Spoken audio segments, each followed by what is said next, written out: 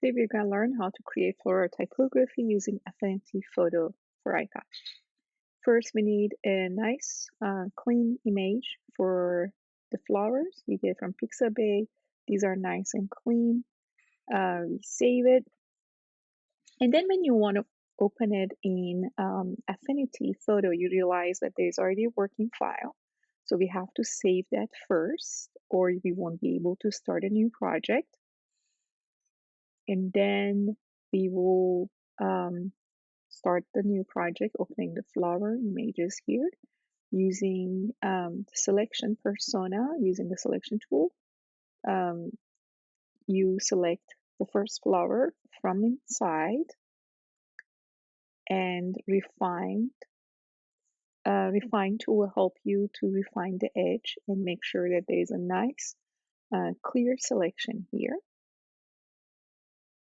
And when you create the output, make sure that it's a new layer with mask, and that will create the very first flower. We need to repeat the same process for the other flower.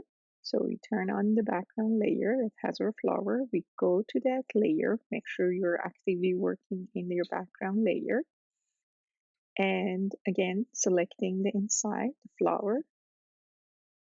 And then refining it. Always refine to make sure your selection is as good as possible. And when you are satisfied, you can create your output, which should be mask layer with a new layer with mask. So right now, the two flowers, each one have their own layer with their own mask. That will really be helpful for duplicating or moving them separately. The background by default turns off. We're going to also add the type. We're going to just use the letter A. So it's a type tool at the bottom. And when you click in the right-hand side, it gives you option to choose font. Select, for this type of flower, I'm going to use a serif font instead of sans serif. So instead of a modern look, you're going to go to a more traditional look. And I think we need a font that has a little bit more boldness to it. So this is a nice font. It's just find a good spot for it. And now we can start working with the flowers. You can use a very simple way to do this work. So using the move tool, you're going to move one of the flowers lower and then the other one a little higher. This is a nice flow in the design. And then make sure that it's not covering the entire font. One should be in the back and one should be front of the font, the letter. Now we're going to duplicate the first one, and we're going to get that and place it on top of it. So basically we're sandwiching the letter A between the two identical layers. And here I'm going to just use the eraser tool and erase parts of the flowers that I don't want and keep the parts that I want to keep and have them kind of wrap around the letter. So there are other ways to do. You can use masking. I like the eraser tool because it gives me more control, and it's kind of like a painting at this point. Um, and so I saved a little bit of petals at the top, and mostly you see the connection between the two arms of the A. I let the flower petals to cover that.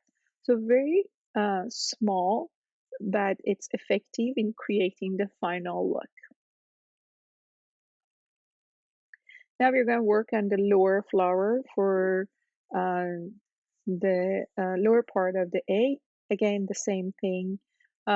Before that, I was thinking I can use more of the top flower So I made another copy and used more of the um, paddle and saved it. You can keep it. I decided not to keep that look, even though I did the work. So you're gonna go back and working for the lower part, and same thing. You want to sandwich the letter between two identical layers of the flowers. And again, using the eraser tool, erasing the top layer of the flower, so parts of the A that you do not want to be covered by the flower will start showing. You can make the size of your eraser smaller, and this is where if you use a stylus instead of your own touch, it's going to be more effective in creating accurate design. Uh, and it's good to slow down and not rush through it because you see all the details that you want to keep, and you can make better decisions with your design. So I'm keeping the parts that will be helpful to kind of wrap around the A. It's a little bit here and also a little bit on the bridge. That is the part that's connecting the two sides of the A together.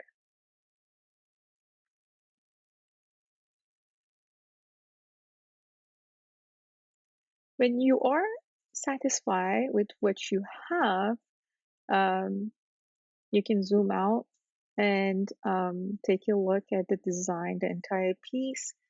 And now we can start adding a background color. So we create a fill layer, and the color needs to be close to the color that you have for the flowers. Either use this harmony color, or you can do contrast.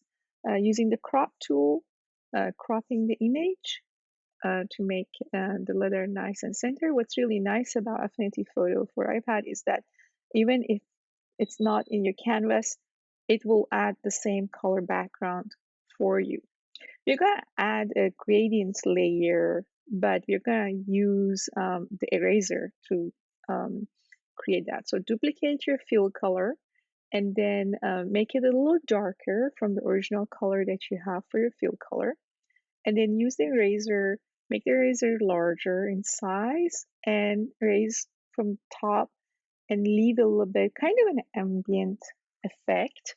Uh, Same thing you would do with the brush in a painting, but here use the eraser and you're deleting the parts of the top layer and only leaving the parts that you wish, um, making the opacity, playing with the opacity of the layer, or making the eraser and bring the number of the eraser down so it erases less pixels. And there we have it. It's a floral letter, very easy to create, and it's ready after a little bit of manipulation, just cleaning up, a small cleaning up. It's ready to be exported.